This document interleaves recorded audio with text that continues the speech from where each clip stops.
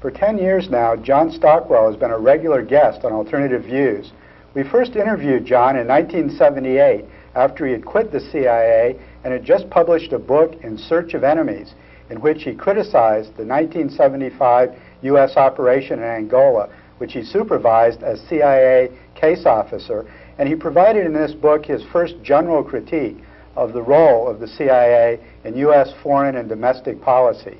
In interviews with us over the last 10 years, John has discussed how he joined the CIA and provided detailed accounts of his operations in Angola, and Africa, and Vietnam, and elsewhere.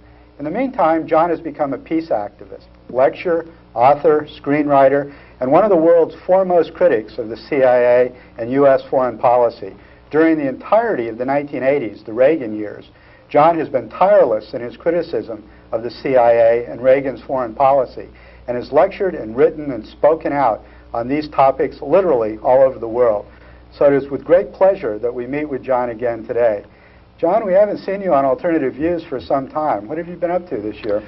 We've tried several times. I've been traveling constantly, non-stop travel. It finally wound down with the lecture stuff about the end of May, and then I took a vacation working on a book project down south and just got back into town. Lots of interest out there in the world, tremendous. I have invitations to lecture 7 days a week, and I just sort of take what my voice will stand. Deep concern about Central America, deep concern about the arms race, deep concern about the drug problem that's clearly dragging our nation down. Deep concern about the truth of what our country's all about and the values that this country professes. I mean, people have it laid out right in front of them that our government has been tolerating and even encouraging drug traffickers in Central America.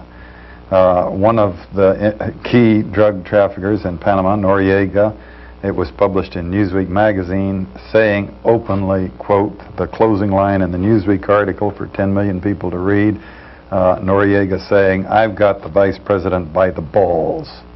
Now here you have a key drug mafioso openly bragging that he has blackmail control of one of the two presidential candidates now. This sort of thing has to have the nation deeply concerned. The confusion redoubled, however, by Ronald Reagan going to Moscow and hugging and kissing with the evil empire, with Gorbachev, and Doonesbury writing a thing about the Cold War being dead, and the appearance of a ceasefire in Nicaragua. So on the one hand, you have people in the peace community saying, we won in Nicaragua, we stopped the destabilization there.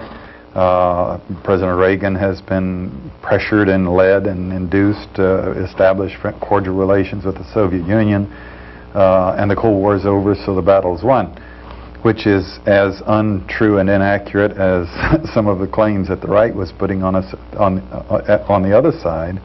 And again, one of the two presidential candidates deeply mired into the great drug machinery. Let's explore this theme for a minute, John. It hasn't really been reported on the media that George Bush, according to these stories at least, his office had a drug ring that was delivering arms to the Contras and bringing back weapons or bringing back drugs into the United States, and that Bush's office was thus connected with crime, with Noriega, with drugs, etc. Can you give a little bit of the detail of this operation and what this might portend for George Bush's future as a presidential candidate?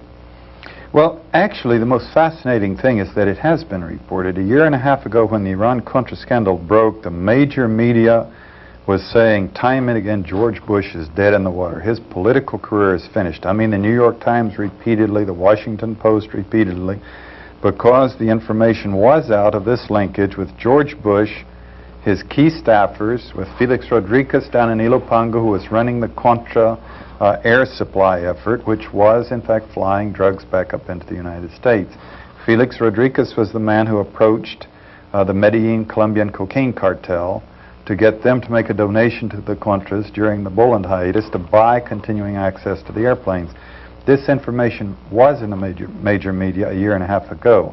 But the tolerance of this nation, conditioned to the sleaze and corruption and lies and intolerable, what should be outrageous activities of Oliver North, of the National Security Council, in blowing off the law, illegally smuggling drugs, illegally exporting arms, illegally running wars around the world, illegally trying to assassinate world leaders, bragging about it on one hand and turning around the next day and denying it.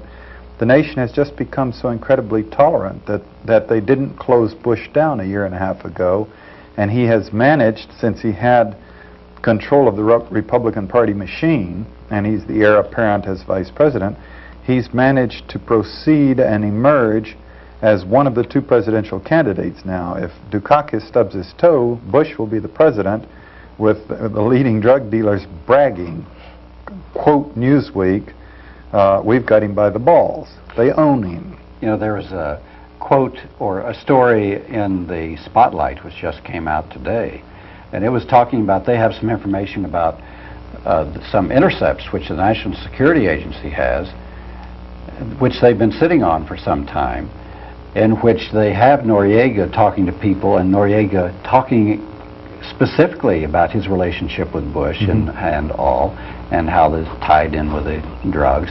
And the guy is just, he didn't call him a wimp, he called him a pimp. And the person on the other line said, "You mean a wimp?" "No, I know English, I said pimp." Well, I think the key thing that I saw that somebody pointed out, some analyst said, if the U.S. media were spending as much time on George Bush as they do on the sex lives of Tammy Baker and some of the other right-wing evangelists, then the people would have a very clear idea about George Bush and his Or if they'd activities. spent the amount of time on George Bush that they spent on Gary Hart's sex life, for Right. example. But they were clearly out to destroy Gary Hart, and they did over a matter of sexual promiscuity, which is not that unusual in Washington, believe me, amongst senators and congressmen and the world of society today. The drug smuggling, unfortunately, see, the tolerance of the nation gets back. It's understandable at two levels. You would think that the doors would slam shut on him everywhere. You would think that based on what we know right up front in the public record, that he would have been impeached and forced to resign immediately. Discussions were held about this a year and a half ago that made it into the public realm, but he didn't. The reason the nation is not outraged as it should be, as I see it, is because at both ends of the spectrum and in between, there's a tolerance towards drugs, an ambivalence. On the bottom end, drugs have been counterculture stuff for a long time. The progressive community, the hippies, as an act of defiance, smoking pot. In between, you have doctors and lawyers and business people and the engineers in Silicon Valley as the ones who can afford cocaine when the price was higher. Now there's been so much cocaine into the country plus crack that the price is down.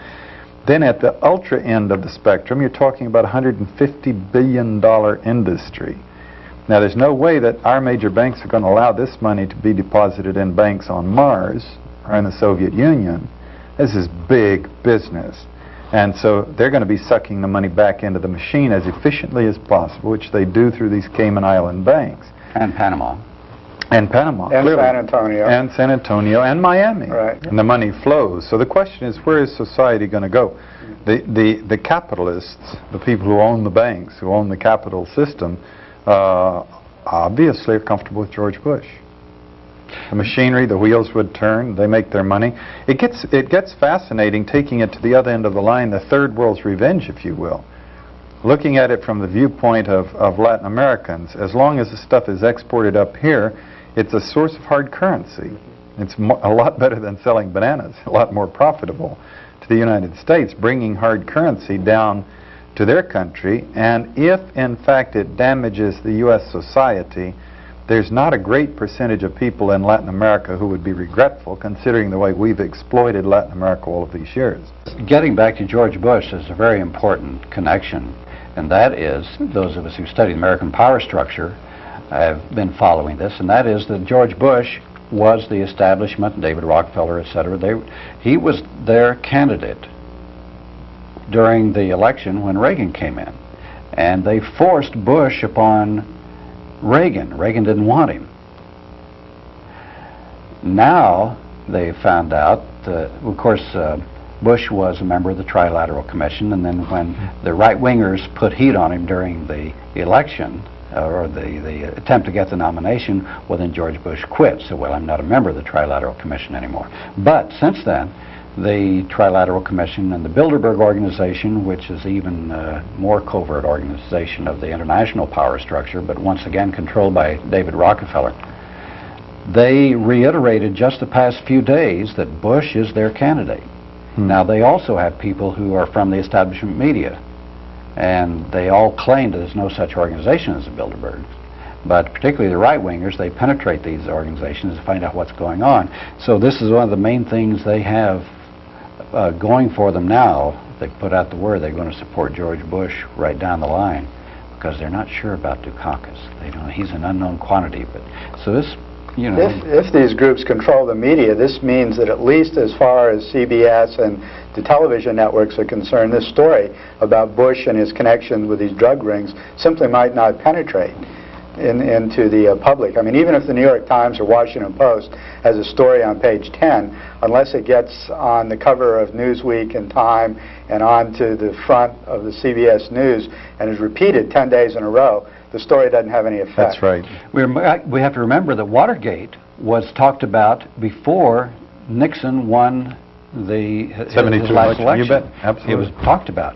But it wasn't until after he won the election that the media really got in there and started digging and plastered it every day. And that's what's needed. Pounded into people's consciousness. And this is the big question: is now Dukakis is leading 51 to 39 over Bush, according to what I saw on TV yesterday, and among women voters it's 61 to 39 or something like that. The question, of course, is what's going to happen after the conventions when they go after each other, after they've resolved the party issues. And I would think that we will see some of the layers being peeled off in that debate. Not necessarily, because if you understand that we have a two-party system, but it's two parts of the same system, and like the Iran-Contra cover-up last summer, the purpose of that was a bipartisan, apparent bipartisan function to maintain the public trust. Damage control. Damage control, in which the Democrats allowed the Republicans to advance their agenda, and the Democrats did not go for the jugular vein, which would have been easy to do to impeach George Bush and President Reagan, because the system didn't want to lose the public trust. It is very possible that Dukakis will not go for George Bush's throat, even at the potential cost of losing the election. Well, if he's ahead enough in the polls, as he is now, he doesn't need to. He has plenty of other issues that he can exploit. For one thing, Bush doesn't have any real social base. It's only the Republican country club set and multinational capital set that are really behind him. Otherwise, even the right wing in this country has grave suspicions about Bush. They see him as a Connecticut, East Coast sort of Republican moderate, which they don't like. Absolutely. So this is not a popular candidate. He's had very little success in his speaking and campaigning in terms of mobilizing support the way Ronald Reagan was able to. Then you get into the question of where would Dukakis lead us if he does. If Bush comes in, he's continuing Reaganomics. And he's continuing covert action and the secret wars, and he's trying to play the macho, the echo of Ronald Reagan. This is a little ironic and unfortunate when you consider that, as was noted many times, Ronald Reagan, it was said, never had an original idea in his life, and George Bush is coming along trying to echo Ronald Reagan's ideas, such as they were. It puts George Bush pretty far down the ladder in terms of innovation and thinking, development of programs and policies. But let's take it to the other side. Say things go as they seem to be going and Dukakis wins. Where will that put the world? And it puts the world into a situation that has me deeply concerned. One of the advantages when Reagan was in office is the simplistic idealism, outspoken misspeaking, upfront corruption, sleaze, turning on the spigot, spending the money. It was an overt evil, if you will, an overt mismanagement, an overt corruption, an overt brutality. What we're facing now is a situation where the peace movement, the people are being lulled. If you will, Reagan in his last year has turned smart. Nancy and her astrologer or someone, you know, they got it worked out. By hugging and kissing with Gorbachev and coming up with an INF token agreement, they got everyone breathing a sigh of relief. And well, you have to say it is better to have them talking than to have them railing at each other and threatening. However, before the INF, now the INF agreement provides for us to withdraw, what is it, 432 missiles from Europe, and the Russians to take out a bunch of obsolete SS-20s, 1,600 or something like that. Now, before this agreement was inked, the nuclear gang was making its arguments, preparing to build and deploy 2,000 more sophisticated weapons in Europe, claiming that we were weakened because of the INF agreement. So what we're facing is a quantum leap forward in the nuclear, you know, rush to nuclear midnight. And the peace movement lulled into quiet by, well, we have an agreement and the leaders are hugging and kissing. Even if they take another step forward and go for the reduction of some of the strategic missiles, it's only to clear the deck so that they can get money to build some more. They're also saying that the new generation, like you said, they were in a real panic when all this came about, and the Russians kept giving us more and more, and giving the Americans more and more, until finally we couldn't refuse. Yeah. Because we looked really, really bad. So immediately Kissinger and all those people had a big powwow, and they came up and said, well, you know, we need not only a new generation, but we need all kinds of conventional weapons to defend the communist threat. And these are going to cost a whole lot more, folks, so that means blah, blah, blah, blah, blah. The question is whether Dukakis would go along with these kinds of policies. Jesse Jackson, of course, has been criticizing his domestic policies as simply amounting to a managing of Reaganomics. In other words, not carrying out fundamental economic changes. And there's no evidence so far that Dukakis does have another economic program other than technocratic management, tightening the belt, trying to work on the deficit a little bit. No, there are a lot of parallels between what, if you read the book Dukakis, The Man Who Would Be President, which is self-serving. I mean, it's an advocacy book, but still laying out his mistakes in his career. It's what he's done in Massachusetts. You know, he was swearing he would never raise taxes. He was forced to. The state was going bankrupt, but cutting substantially social programs. And the economic revival in Massachusetts and Boston, which is pretty real, a lot of that's built on defense spending. Right. Ronald Reagan made it possible with his military buildup. Exactly. Managing Reaganomics and profiting from it. And ironic. Then you get into supposedly liberalism or progressive. You find little things that have to trouble you. Now, how far he'll go with them, I don't know, but a big political effort early in his career, Brookline, you know, this elite residential area that he grew up in and lives in, was being invaded by, you know, the cruddy people who weren't wealthy, who weren't plugged in. Now, Dukakis himself wasn't wealthy, but still he cherished this exclusive area that he lived in. So he was working very hard to keep the scumbags out, to keep the riffraff out, see. And this, of course, is the principle of immigrants from the beginning of the United States. Once they get in, and then second generation, they graduate from Harvard, they want to keep the others out. Now, what are his policies going to be for the immigrants, the INS, you know, all of these things that Reagan has been very upfront about? I think we may be in for some unfortunate surprises from Dukakis on these issues. Well, not now that he won't be pushed by Jesse Jackson. He'll go back to his usual self, I think. After he had the nomination sewed up, I saw where he was saying, well, actually, in a lot of ways, I'm more conservative than George Bush. And then I read some analyses of his years in Massachusetts in The Guardian, and they were saying a lot of these same things that you were saying, that he was anti-labor, anti-gay, he was cutting social services, and he was making sure that there weren't any taxes on the corporations or the wealthy. He was just a mini Reagan in Massachusetts. The flip side of the system, you know, that's the Tweedledum and Tweedledee. Tweedledum and Tweedledummer. He will have the added or the asset of he has been fierce on corruption his whole political He'll be career. a good, honest manager. Squeaky clean. He has been fighting corruption. He did work very hard and gets a lot of credit for cleaning up a very rotten political machine in Massachusetts and Boston. And this of course the nation would respond to this and welcome this. Would he come out real hard on the drug smuggling and, as he said on occasion, indict all the people involved? I'm skeptical. Would he rock the boat that much? I don't see anything in his past that if you really get to the bottom of it, I mean, you've got to clear away the big banks and the Rockefellers, and nobody's going to do that.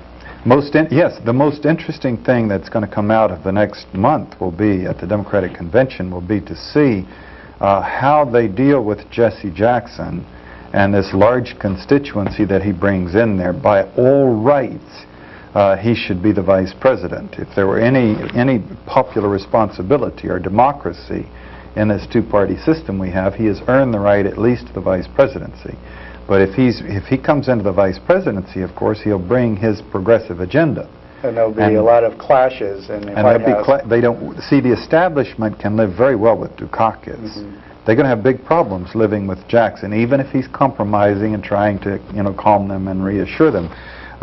What they will probably do, of course, is get a conservative running mate. And then it'll be interesting to see what they can give Jackson that will keep him on board. Right. Because if they betray him, if they cut him off, if they humiliate him, then all of the 30%, whatever it is that that has supported him solidly, they're not going to vote for Dukakis and his team. In which case, George Bush could wind up to be president. So they need Jackson to win, but they can't concede a lot of the ideas he wants because it goes against the grain of their own ideologies. The basic ideology of capitalist control of the system, the power block controlling itself. Jackson is the challenge.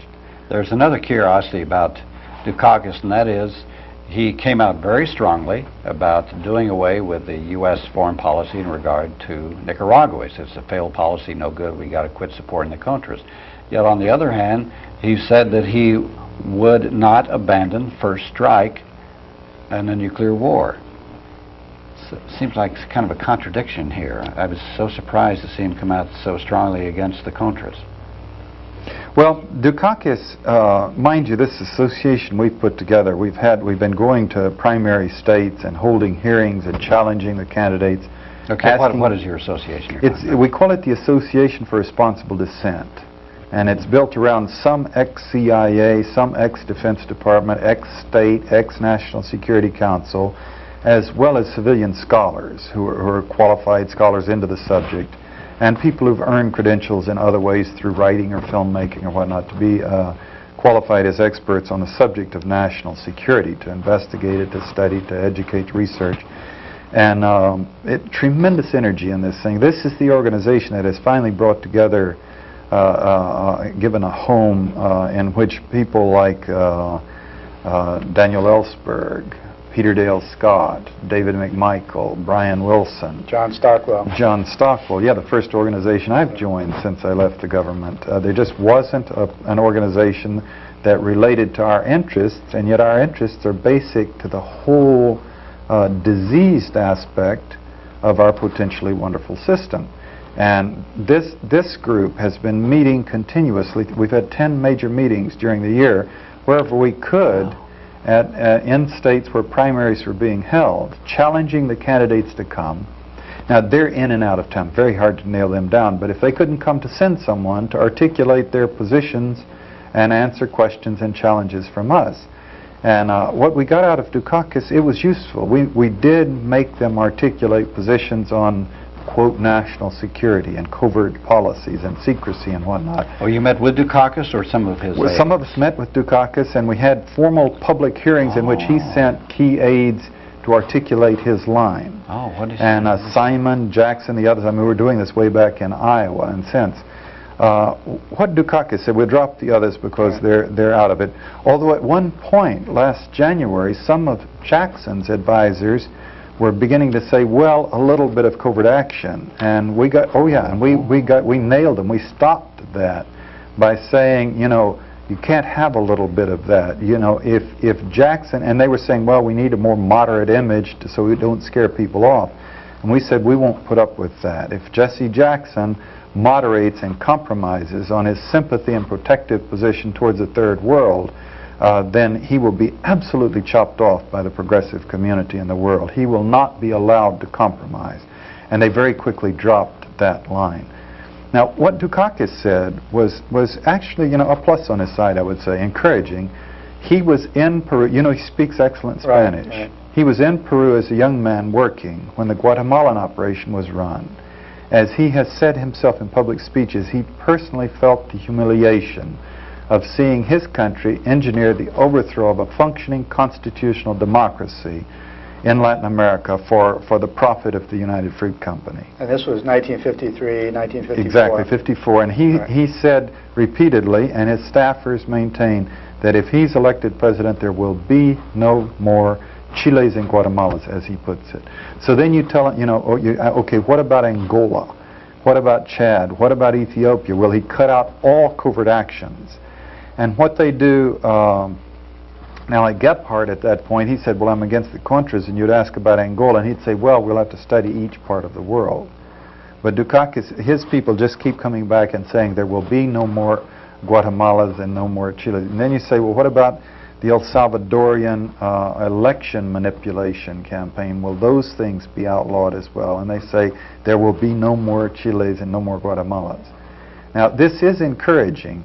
Now, if you add that to, if you will, the results of our efforts over the years, yours, Alternative Views, mine, lecturing, and the community at large, we've accomplished some interesting things. Bill Colby, my old boss, who ran the Phoenix program in Vietnam, that he says killed 22,000 people, has come out saying that the CIA should be gotten out of the covert action business altogether. What? Colby? Yes. Colby? He was the head of the CIA, wasn't he? Oh, yeah. Oh, yeah. CIA director. Right. Yeah, he's been... That's, well, what changed that? Because I've seen him on TV or, you know, the past few years. He's not saying the U.S. shouldn't do these things. He's saying that the CIA should be gotten out. Should be an intelligence agency rather than an action agency. You have William Webster, who's the new director, who's saying, he hasn't said, this is my policy, this is what I'm working towards, but he said that we should examine the possibility of getting the CIA out of covert action altogether. Well, then they're not saying there wouldn't be covert action. They're just saying get the CIA out? Is that what they're... They just sort of stopped their comment at that point. Now, the presumption, of course, is that the stuff would be done by the Defense Department and the Green Berets, and they would do the covert wars, and the CIA would gather intelligence. Now, this would, in fact, be a healthy step for the nation.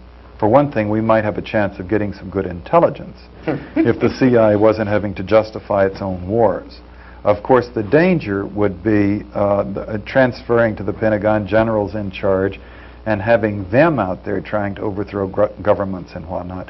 If that happens, now if Dukakis came into office and pursued his policy about Guatemalas and Chiles, and if Webster would play ball, and the community, mind you, the block of CIA pros inside, who would like to go home and feel proud in front of their 20-year-old college daughters, who've just seen a film about Contras slitting throats, you know, in Nicaragua, and you know, Daddy, are you in the CIA, you know? I mean, this is a real problem for CIA officers. There is a block of people inside the CIA, and there has been all along, that have been saying, we would like to be an honorable organization. We've been betrayed by people who want to go out and pay people to cut throats. We should gather intelligence and do it well. Now, if events evolve, and that's a big if George Bush comes in, just forget all of this, and if Dukakis comes in, put a big question mark on it, but if it did evolve in this direction, then we would run into a restructuring and a lot of political infighting. Would the CIA really give up all capability, or would they just give up most of it but retain a little unit that would do some things? And then if you got it into the Pentagon, they don't have stations in every embassy around the world. This is how the CIA has managed to hang on to this capability. The other people don't have the way to send telegrams, the infrastructure. people trained, people speaking languages to do this all over the world. So what you would see would be a restructuring of the DIA, the Defense Intelligence Agency, with it being built up, at least in key countries that they wanted to destabilize around the world, and see a shifting of these activities from one department to another, with perhaps the CIA winding up, a different kind of an organization. But the big question is, would in fact the United States policy change one iota? And my suggestion is that like this INF agreement, we have not stopped. We're still cranking out 5 bombs a day, and the Soviet Union is putting out bombs and more sophisticated ones all the time. Plus all these other nations that are trying to reach some level of parity in the MAD principle. Mutually assured destruction. Exactly. By 1992, the British and the French combined, it's estimated, and this is not solid figures that we've been able to document, but about 1,200 deliverable strategic thermonuclear weapons between them. Well, see, that's enough to destroy the world, either one of them. And so that would put them into the MAD category. They could destroy us as we could destroy them. The French could destroy us as we could destroy them. So other nations coming into the level of the club, the inner membership, the upper membership, where they could also destroy the world, or trigger events that would destroy the world. Now, while we're celebrating the INF agreement, the factories are turning out these weapons of destruction at the same pace they have throughout. So the peace movement should remain vigilant and active. We have to redouble our efforts, and it is harder, and it's going to be harder. There's Reagan and Gorbachev There's not the sense of alarm or imminent danger that Sure, it was much easier when President Reagan was railing at the evil empire and saying you can always drop some test bombs in Europe to show them we mean business. I mean, that's up front. I mean, you would want in the peace movement to have a president that was that gauche, just because it makes your case so easy to make. I've been on TV shows and radio shows, including one yesterday, in which someone was railing at me over the air, saying, I was way out of touch. They've got an agreement going, and why was I a diehard and everything? And yet nothing has changed. They're going to pull back 432 weapons from Europe. Now, this person was saying, see, you've got to get tough. We have to have an asset with the Soviets before we can bargain. Now, we had 30,000 thermonuclear weapons before Reagan came into office. We had a major asset. We had enough to destroy 50 or 60 Soviet unions altogether. He came up with this program that Admiral Laroque published and gave the budgetary figures for and everything. Began before he came into office, and he pursued it and sold it, made it effective, to build and deploy 17,000 more thermonuclear weapons.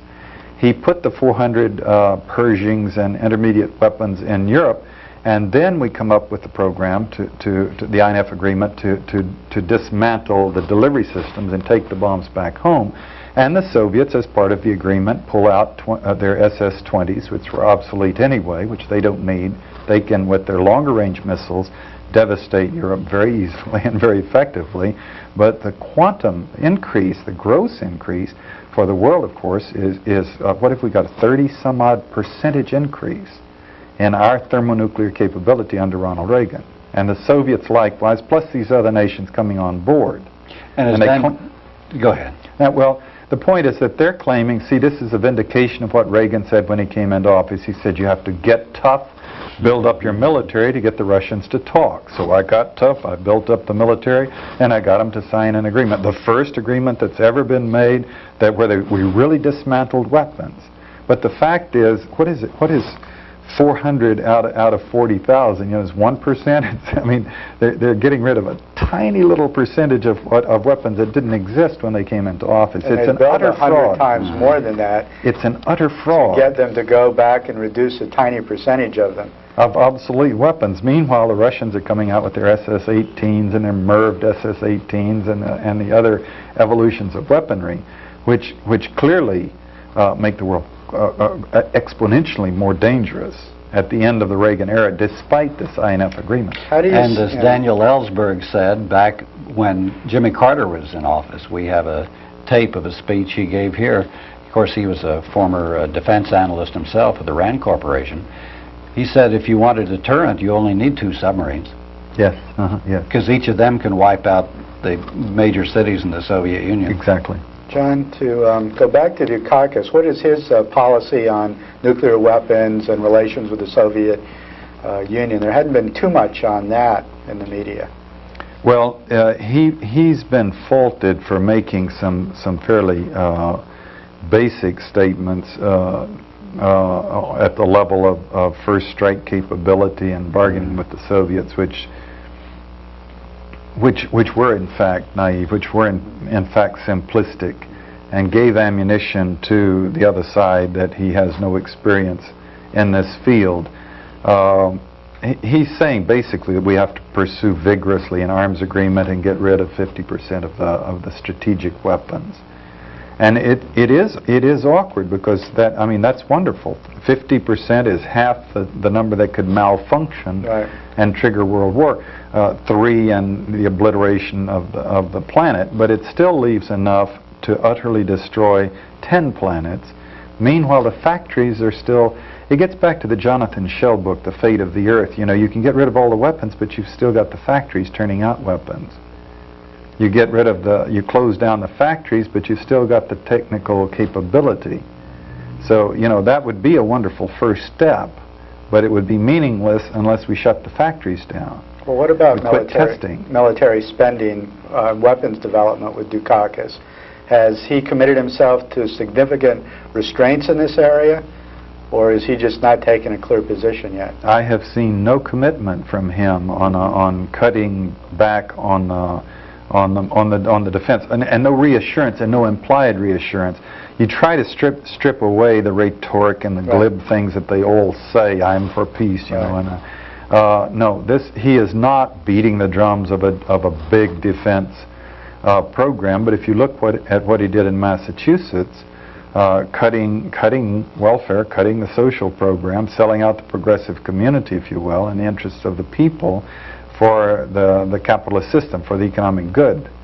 It does not give you any great assurance that he's going to go after the military machine. He probably will go after corruption. Now, one thing that it was just, you know, yesterday in the news is Bush was bashing him on tax increases, and Dukakis was saying that he would solve the tax problem by really vigorous laws to recover taxes that are not being paid. As opposed to cutting back military spending that could solve the national deficit in 2 years if they just stopped producing weapons. Yeah, cutting back on the military spending and also going after the rich, the higher income brackets that don't pay. As opposed to scofflaws who are holding out a little bit. He's going to be going after, you know, the people across the nation who are a little loose on paying this and paying that. And try to launch a reform at that level without doing anything. At least that's the indication. We don't know for sure, but that's the indication I see. That's what I'm concerned. John, can I ask you another question about George Bush? To a lot of people, he's just kind of a mealy-mouthed, you know, wimp. He doesn't seem to have much substance to him. Well, he was head of the CIA. How long was he head of the CIA, and did he have any personal impact on it? And did the CIA change direction in any way when he was head of it? Yeah, he had about a year in the CIA. I worked for him. You know, in the Angolan operation, President Ford fired Bill Colby in November, and then suddenly realized that we were still in the process of the Senate hearings. And Colby was you couldn't change directors in the middle of the hearings, and we were in the middle of the Angola War. And the Congress was very upset about this war. And so he announced, without consulting Colby, they released it to the paper that he had been fired. And then that was on a Friday. On a Monday, they had to go back and ask him if he would stick around for another couple of months. And only a good soldier of his caliber would have agreed. Anyone else in the world would have said, sorry, babe, you know, I just read in the paper I was fired and enough is enough. But he agreed, and he stuck it out, and he took the heat. And then when the program was stopped by the Congress, the Tunney Amendment passed on the 18th of December in '75, and then we got into, it took 6 weeks for them to sign it into law. They brought George Bush in, and he inherited the job of fending off the hostile Congress. And this was where I worked for him. Now, I was not in his office. I didn't work close with him, but nevertheless, he was the director, and we had a real rotten apple in this Angola thing because we had lied to the Congress. We had committed perjury. We had broken the law. And the Congress was very angry, and they had the ammunition not to shut us down and to jail us, certainly. It had all of the potential dimensions of the Iran-Contra scandal. And his job, the Congress didn't want another Watergate-sized scandal. And so if they could be persuaded, they would. And he inherited the job. Anyway, what we found was, first he came in office, and it led to a lot of joking because of this factor, the wimp factor, this superficiality, the phoniness of the man. He was, from the first day he got there, he put out a memo saying, you know, how wonderful it was to be on board this wonderful organization with all these wonderful people. Yeah, yeah. And then every 3 days we would get another memo, would go throughout the entire building telling us how wonderful we were. And, you know, these sophisticated people, this is childish. It's campaign rhetoric kind of stuff. He would also, in the CI, I mean, these people, you know, they go up and down, they run errands, they go to meetings across the directors, and you'd find yourself sometime on the elevator with the director or down in the gym with the director. And kind of, you know, this was M, and they had their space, and you sort of, you know, stood to your side of the elevator and kept your mouth shut. But Bush would walk down the hall shaking hands. Hello, I'm George Bush, and I want you to know I think this is a wonderful organization, and I'm really happy to be here, and I really love working with people like you. What's your name, ma'am? You know, and which it just didn't work. You know, he was campaigning right there in the halls. It didn't work to gain anyone's respect. One thing that came out of it, apparently, and reconstructing all of the details will never be done. History will never give us this unless someone involved writes a good book, and I don't think they will in this case. But it was during his tenure that there was the bombing in Washington Circle in Washington of Orlando Letelier and Ronnie Moffett by some CI people from the Operation Mongoose, the Project 40, destabilization of Cuba. And these people were Chileans who had been with the Allende government. Chileans, but also Cuban exiles. Who were in exile. It was, the operation was run by the Chileans, DINA, but people who were actually involved were from this Cuban exile community. Right.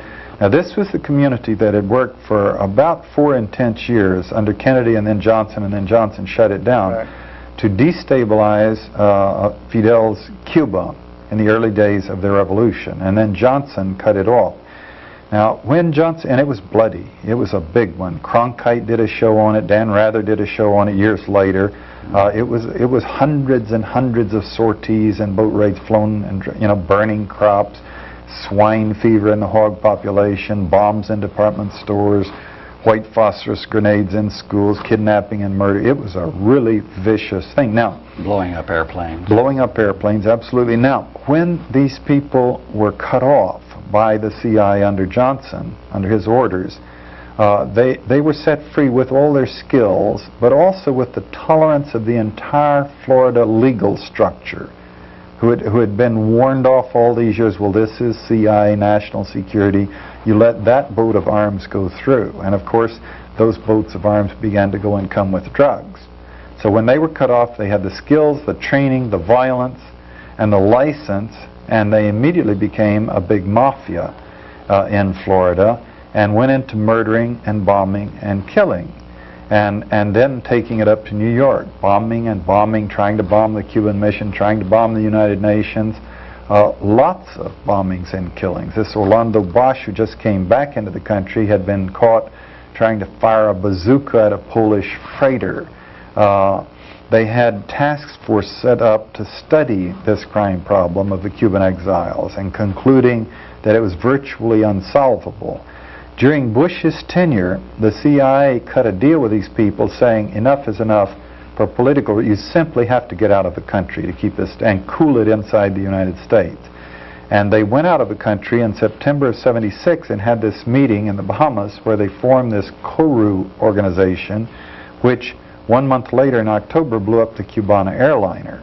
was taking off from Barbados, that had the fencing team and Santiago Alvarez wife and child, the filmmaker's wife and child on it, and 76 other people. Now, this deal, the contacts that were made with Bush, with these people at that time, reappear when he has Don Gregg on his staff as vice president, with Felix Rodriguez, who was a ranking member of that Cuban community, who was with Don Gregg in Vietnam. And then you have Chichi Quintero and the others working with Rodriguez in the Contra program. And George Bush's son down in Florida, going on television, literally arm in arm in December of '85, literally arm in arm with 10 exes from this Cuban exile destabilization of Cuba program. So this apparently is where George Bush, the effete Ivy Leaguer, got plugged into that mafia, and they got their hooks into him, made the contacts that led eventually to the situation where today one of them, Noriega, is able to say, I have George Bush by the balls. See, this now, is, mind you, the CIA had Noriega on its payroll, $200,000 a year, back when he was G2 of the Army. And Omar Torrijos died in a mysterious plane crash, and Noriega becomes the leader of the country. My guess, we do not have this confirmed. We do have it confirmed that the CIA had him on the payroll. Now, my guess is that at that time, if it was not plotted by the CIA, or plotted by Noriega himself, killing Torrijos so Noriega could take power, however that happened in detail, some CIA case officers were riding very high in their little office of the CIA, because their agent was now in charge of Panama. What evolved past that, though, of course, is Noriega has a personality of his own, and eventually he's dealing with the Colombians, and he's dealing with Cuba, and he's dealing with Israel, and everybody else, and eventually began to break the CIA's rules and others' rules until eventually they turned on him to indict him. he was selling too many drugs. On his own. Well, the selling of the drugs, that's been done by people working for the CIA since World War II. The Kunming OSS station in China was actually paying its bills with heroin. And then the Kuomintang, the Chinats, all those planes that were flying into Tibet and Burma and back into Taiwan, that was a subsidy of the Taiwanese economy. That was part of why Taiwan flourished. A lot of U.S. aid, a lot of ingenuity on their part in building factories and whatnot, and a steady influx of big heroin drug money, with the CIA's Air American, before that the Civil Air Transport, flying the stuff for them. Are the truth going to come out on this issue? Is there going to be more focus on it, or is this just going to disappear like Watergate? We still don't know what happened in Watergate. No, I think absolutely. The Iran-Contra cover-up of last summer, this is the proper title. It's not the Iran-Contra Joint Committees of the Congress, it's the Iran-Contra cover-up. They had a damage control problem. Had they done their duty to this nation and to the law and to justice, there is not a shadow of a doubt President Reagan would have been impeached and George Bush would have been impeached. Even now, there's a possibility, if George Bush doesn't win the presidency, that he could wind up in jail. Because if he gets someone, if there's no Ed Meese in there protecting their agenda, then, you know, if you put in a real attorney general who started encouraging the attorneys to pursue these things, you bet you're going to wind up with some prosecutions. I think Dukakis will go to great lengths to avoid going for the jugular. They do not want to lose the people's credibility. They, the Democrats, they Dukakis, to lose the people's trust in the way they would if they brought out the whole truth and impeached Reagan and jailed George Bush. And I assume that you're a Dukakis supporter instead of the wimp, right? Oh, we're still Jackson. Well, I'm a Jackson supporter at this point, and I will probably vote this time for Dukakis against Bush. I did not vote for Mondale. I could not vote for him because he advocated arms and he advocated the Contra program in Central America, and for whatever it was worth, I could not vote for him. What Dukakis does vis-a-vis Jackson and our agenda, what I call the NPR listeners in this country, the people who think and read and study. The alternative views watchers. The alternative view, much better, absolutely. Now, these people in this country are represented most closely by Jackson. And if Dukakis spurns us and puts in Senator Benson as a running mate or someone yet more conservative and chops us off, then there's going to be a decision time. What will Jackson do? Will he play ball this time and stick with the Democratic Party? Or would he perhaps split off next time around and launch a third party? Even this time. Even this time. Now, he obviously couldn't get it going this time in time enough to have a major impact. But see, the Democratic Party, there's nothing democratic about our system, or very little. I mean, they teach us this in school. We talk about democracy all the time, but even back in grade school, remember where they told you we don't, you know, it's a republic. You know, we vote for electors who select the president. And the two parties control 95% of the votes and of the election process, and they've structured the laws to make sure that they control it. Now, you do have primaries which sort out the candidates, but you also have on the Democratic side, for example, the 600-odd superdelegates who are not voted by anyone. They're just party hacks. They have no more claim to democratic, you know, vote. Nobody's voted for them. They have no more claim to represent the people than do the party hacks in the Soviet Union who go in there and vote. They come from a region. They're the head of the party unit in that region, so they get a vote. And that's a big block. That's 600 votes.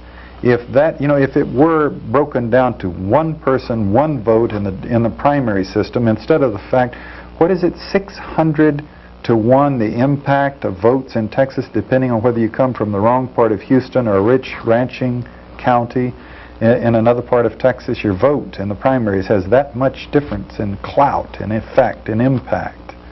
How's that? Can you explain that? Yeah, because of that. This is what Jackson was challenging and railing about in 1984, was the fact that the votes are not allocated fairly.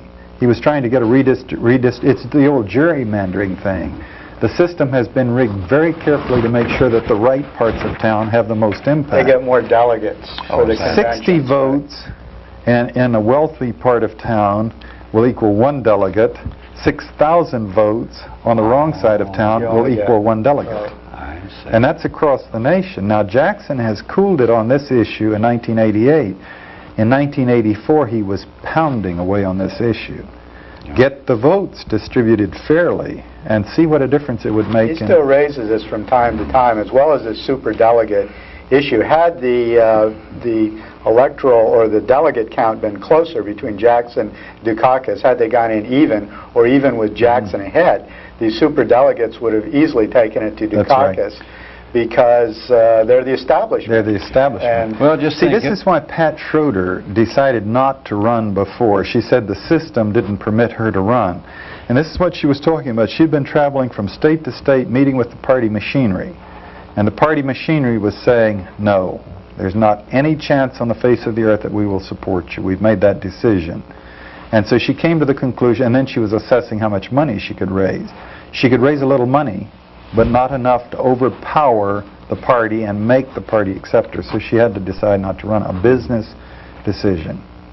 Well, who knows? If Jackson had been president, you might have been next head of the CIA. No way. And you could have shut it down. And we could come to Washington and be your deputies. What I sincerely hope will come out of this, if Dukakis does not include Jackson as vice president, is that Jackson will pull out and give us another party. They're estimating by the turn of the century 1/3 of every citizen of this country will be of the so-called minorities. If you take that and their interests, add it into their perceptions, add it into the alternative views watchers, the NPR listeners, we might very well come up with a party that would be strong enough to reverse the system itself, to make a major impact on the whole structure of U.S. political society. And in between, there's a tolerance towards drugs, an ambivalence. On the bottom end, drugs have been counterculture stuff for a long time. The progressive community, the hippies, as an act of defiance, smoking pot. In between, you have doctors and lawyers and business people and the engineers in Silicon Valley as the ones who can afford cocaine when the price was higher. Now there's been so much cocaine into the country plus crack that the price is down. Then at the ultra end of the spectrum, you're talking about a $150 billion industry. Now there's no way that our major banks are going to allow this money to be deposited in banks on Mars or in the Soviet Union. This is big business. And so they're going to be sucking the money back into the machine as efficiently as possible, which they do through these Cayman Island banks. And Panama. And clearly. San Antonio. And San Antonio and Miami. Right. And the money flows. So the question is, where is society going to go? The capitalists, the people who own the banks, who own the capital system, obviously are comfortable with George Bush. The machinery, the wheels would turn, they make their money. It gets fascinating taking it to the other end of the line, the third world's revenge, if you will. Looking at it from the viewpoint of Latin Americans, as long as the stuff is exported up here, it's a source of hard currency. It's a lot better than selling bananas, a lot more profitable to the United States, bringing hard currency down to their country. And if, in fact, it damages the U.S. society, there's not a great percentage of people in Latin America who would be regretful, considering the way we've exploited Latin America all of these years. Getting back to George Bush is a very important connection, and that is, those of us who study American power structure have been following this, and that is that George Bush was the establishment, David Rockefeller, etc. For 10 years now, John Stockwell has been a regular guest on Alternative Views.